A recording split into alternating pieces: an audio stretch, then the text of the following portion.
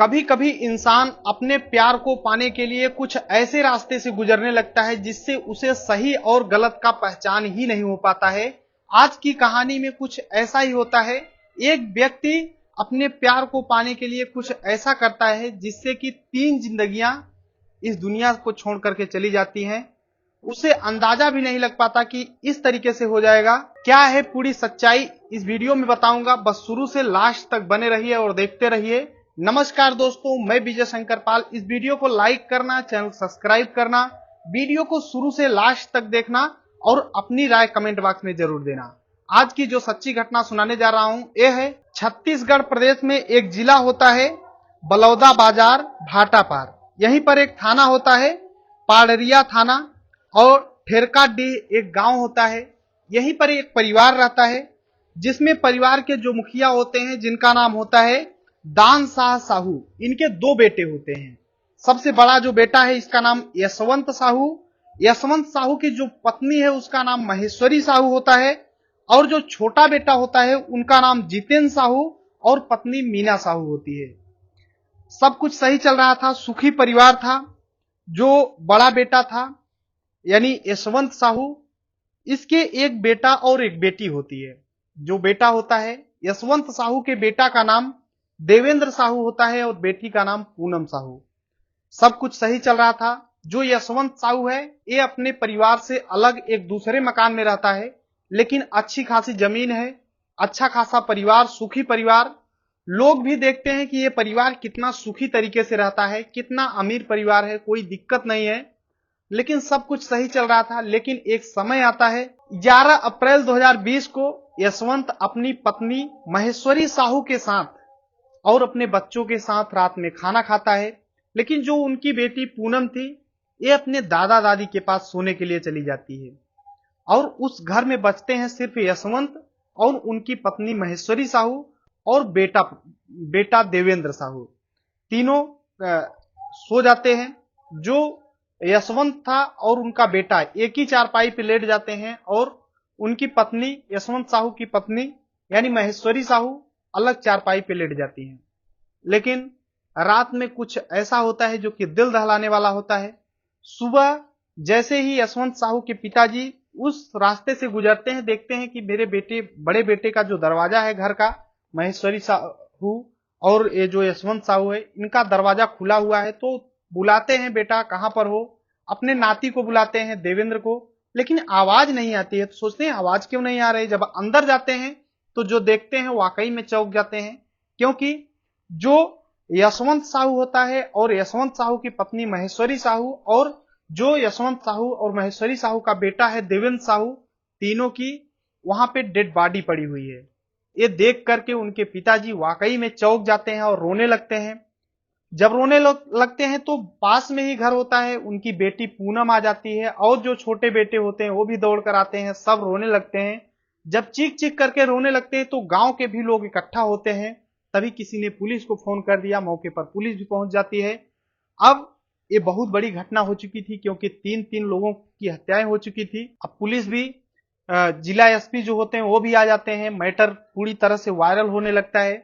सभी लोगों के मन में बस एक ही सवाल था कि तीनों लोगों की आखिर किसी ने हत्या किया है। आखिर किया तो किया किसने और क्यों किया। किसी से दुश्मनी रही होगी, क्या थी। अब पुलिस भी जांच पड़ताल में लग जाती है, पूछताछ करती है।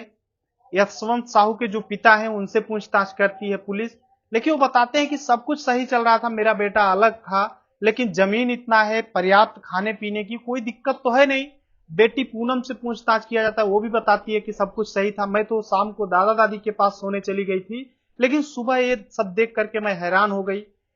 अब पुलिस उन तीनों की लाश को पोस्टमार्टम के लिए भेज देती है और रिपोर्ट भी आ जाती है और उसमें स्पष्ट पता हो जाता है कि इन्हें कई चक्कू मारा गया है, धारदार हथियारों से मारा गया है, इनका हत्या किया गया है। अब पुलिस के ऊपर से भी प्रेशर आने लगता है। इधर से भी लोग धरना प्रदर्शन वगैरह सब कुछ करने लगते हैं कि आखिर जल्दी खुलासा करो किसने ऐसा किया है। अब पुलिस पूरी ताकत में लग जाती है जांच पड़ताल में। धीरे धीरे 2 दिन बीत जाते हैं लेकिन कुछ भी खुलासा नहीं होता कि आखिर इनकी मृत्यु हुई तो हुई कैसे। अब पुलिस जब खुद नहीं कर पाती तो अपने जो भी उनके कुछ ऐसे होते हैं जो कि बातों को पहुंचाते हैं यानी अपनी खुफिया एजेंसी को लगाती है जो अंदर से बातों को लेकर आए। कुछ ऐसे भेदिए लगाती है गांव में ताकि ये पता चल जाए, क्योंकि गांव में कुछ ऐसे लोग होते हैं जिन्हें पता होता है लेकिन कह नहीं पाते हैं। लेकिन लोगों में जब दरबार होता है, काफी लोग इकट्ठा होते हैं तो बातें बोलते हैं। तो ऐसे कुछ लोग होते हैं जो उन्हीं में भीड़ में घुस जाते हैं और बातों को सुनते रहते हैं।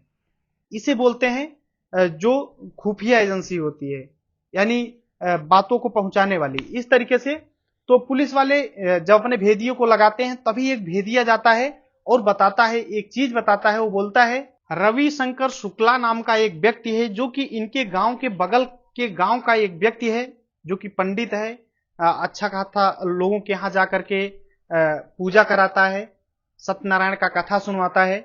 लेकिन इसका इनके घर पे बहुत ज्यादा आना जाना था, फिर बाद में बिगाड़ हो जाता है।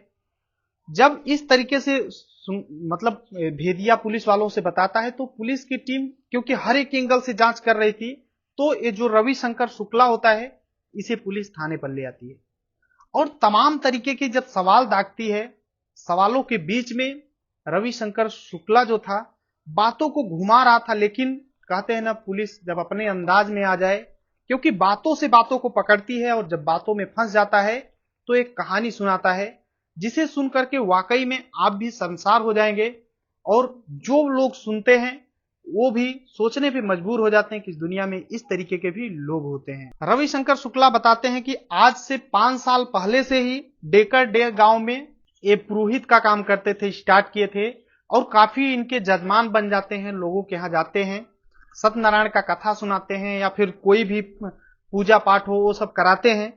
लेकिन जैसे ही टाइम बीतता है अलग अलग लोगों के यहाँ जजमानी करते हैं, कई इनके जजमान बन जाते हैं।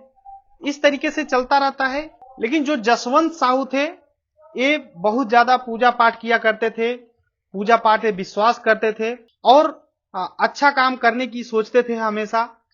एक बार सत्यनारायण जी का कथा सुनते हैं, उस कथे में रविशंकर शुक्ला को अपना पंडित बनाते हैं और इन्हें बुलाते हैं। रविशंकर शुक्ला आते हैं, सत्यनारायण का कथा सुनाते हैं और उसी बीच जसवंत साहू की जो पत्नी थी महेश्वरी साहू उसको देखते हैं, क्योंकि महेश्वरी साहू बेहद खूबसूरत थी। उसकी खूबसूरती को देख करके रविशंकर साहू फिदा हो जाते हैं और उसे पाने की हर कोशिश करने लगते हैं। अब उस दिन जब सत्यनारायण जी का कथा सुनाए उसके बाद जब वो घर गए तो रात को उन्हें नींद नहीं आ रही थी। जो महेश्वरी साहू थी उसका चेहरा बार बार उनके दिमाग में घूम रहा था। सुबह होते ही फिर से महेश्वरी साहू के घर पे आ जाते हैं और महेश्वरी साहू से बात करने की कोशिश करते हैं। लेकिन पंडित थे तो कोई जो जसवंत साहू था ये बिल्कुल भी उनके ऊपर शंका नहीं कर पा रहा था। लेकिन जैसे ही टाइम बीतता है महेश्वरी साहू को ऐसा लगने लगता है कि जो रविशंकर साहू है ये मेरे को पसंद करता है। अब ये भी जैसे जैसे दोनों एक दूसरे से बात करते हैं नजदीकियां बढ़ती हैं।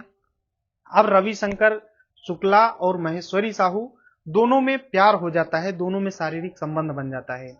अब ये सिलसिला चलने लगता है। धीरे धीरे ये सिलसिला लगभग 2 साल तक चलता रहता है। वो भी रात में आता, कभी मिलता, कभी दिन में, कभी दूसरे जगह बुला के ले जाता। इस तरीके से मिलने वाला सिलसिला चलता रहता है। लेकिन कहते हैं ना, गलत काम अगर करोगे तो कभी ना कभी तो खुलासा हो ही जाएगा।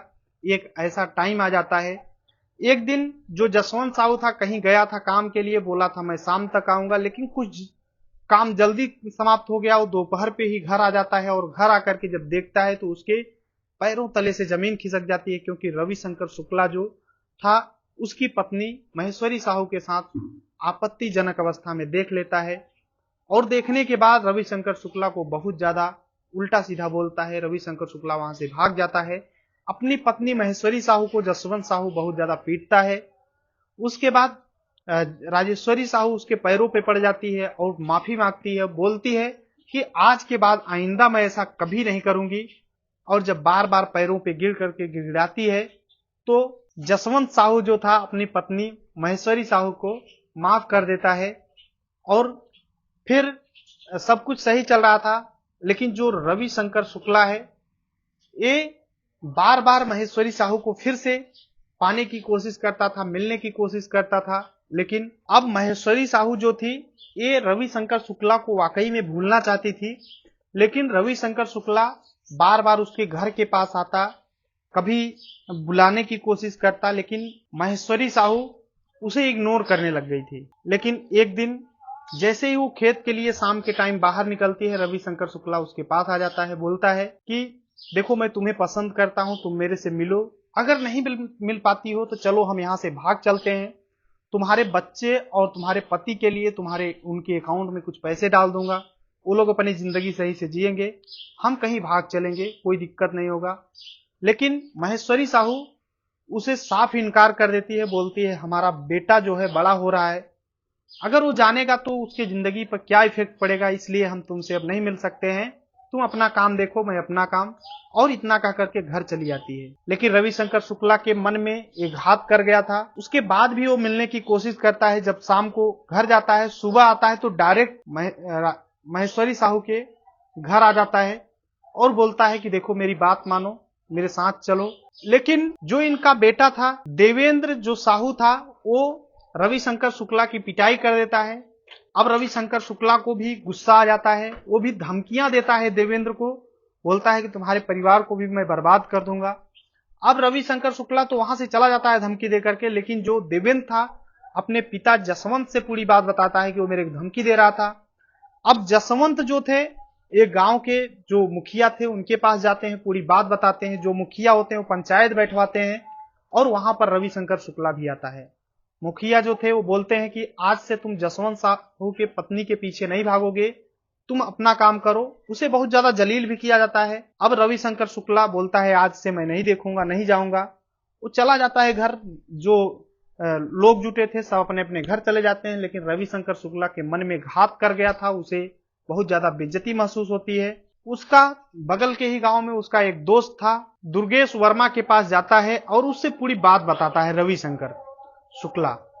अब ये दोनों मिल करके एक प्लान बनाते हैं और मार्केट जाते हैं, दो धारदार हथियार लेते हैं और शाम को ही जसवंत साहू के घर पे 11 अप्रैल 2020 को जसवंत साहू के घर के पास ये लोग जाते हैं। और रात के 2 बजे जब देखते हैं सुनसान हो गया है, तो लोग जाते हैं जसवंत साहू के जो जसवंत साहू था उसके ऊपर वार करते हैं, देखते हैं सो रहा है पीछे के दरवाजे से। क्योंकि रविशंकर जो शुक्ला था इसे पहले से सब पता था, क्योंकि महेश्वरी साहू से जब इसका संबंध था तो हमेशा बुलाती थी, कभी पीछे के दरवाजे से कभी किधर से, तो उसे एक एक चीजें पता थी। तो पीछे के दरवाजे से जाता है और जसवंत साहू का जब उसके ऊपर मारता है, उसका कत्ल करता है, तो उसका बेटा देवेंद्र जग जाता है और वो अपने पिता को बचाने की कोशिश करता है। उसी में उसके बेटे की भी हत्या कर दी जाती है। जब इधर शोर सुनती है तो महेश्वरी साहू भी दौड़ती है अपने पति और बेटे को बचाने के लिए। तो रविशंकर शुक्ला जो था सबूत कोई न बचे, इसलिए महेश्वरी साहू की भी वहीं पर हत्या कर देता है और दोनों लोग वहां से भाग जाते हैं। लेकिन कहते हैं ना, कोई भी गलत काम कितने भी शातिर तरीके से करो लेकिन कभी न कभी खुलासा हो जाता है, और खुलासा हो जाता है। रविशंकर साहू के बयान पर ही इसके दोस्त जो था, जो साथी था, इसे भी गिरफ्तार किया जाता है। दोनों को लोअर कोर्ट में ले जाया जाता है और वहां से इन्हें जेल की सजा मिलती है और आज के डेट में दोनों सलाखों के पीछे हैं। ये पूरी घटना सुनाने का उद्देश्य किसी को परेशान करना है, दुख पहुंचाना नहीं है, बल्कि आप सभी को जागरूक करना है। बाकी इस वीडियो में आपको क्या समझने को सीखने को मिला और आप लोग बताइए कि क्या सही है क्या गलत है, कमेंट जरूर करना। मिलते हैं नेक्स्ट वीडियो में, तब तक के लिए जय हिंद, वंदे मातरम।